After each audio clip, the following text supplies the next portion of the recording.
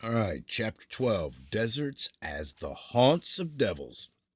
As the desolate waste of waters was believed to harbor evil spirits in its depths, in like manner upon earth, wilderness, and desert places, which seem to be, in the language of the peasantry, God forgotten spots, survival standing over the primal Tahu Vabohu, wasteness and desolation were generally supposed to be the natural haunt of demons.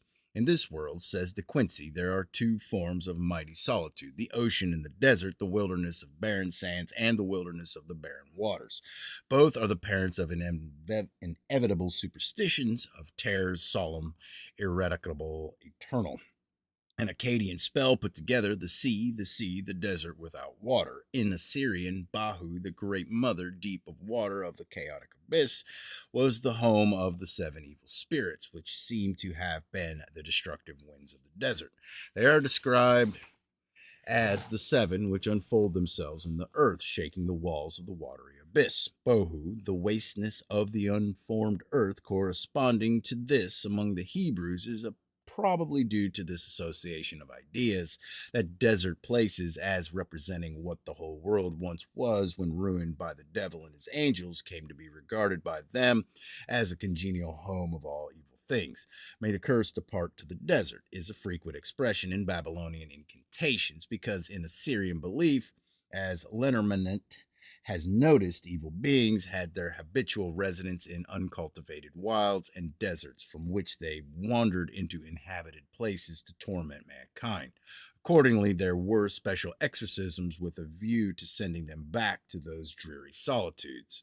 Indeed, there was a general belief in Syria, as well as Chaldea and Mesopotamia, that demons inhabited the desert, and there is ample evidence that the Jews inherited the same notion.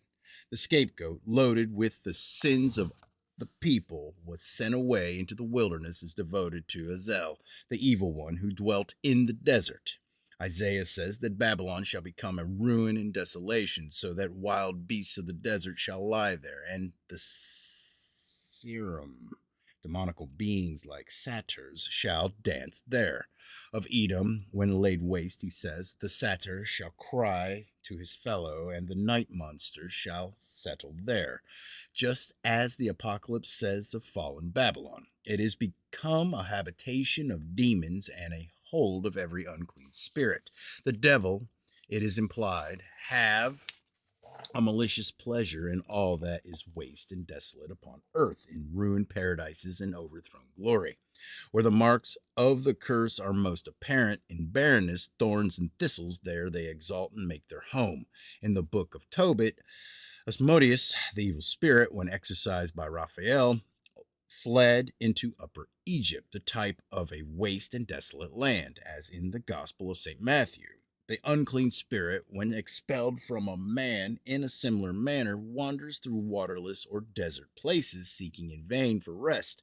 And finally, as Archbishop Trench remarks, this sense of the wilderness as the haunt of evil spirits would of itself give a certain fitness to that as the place of the Lord's encounter with Satan at the temptation.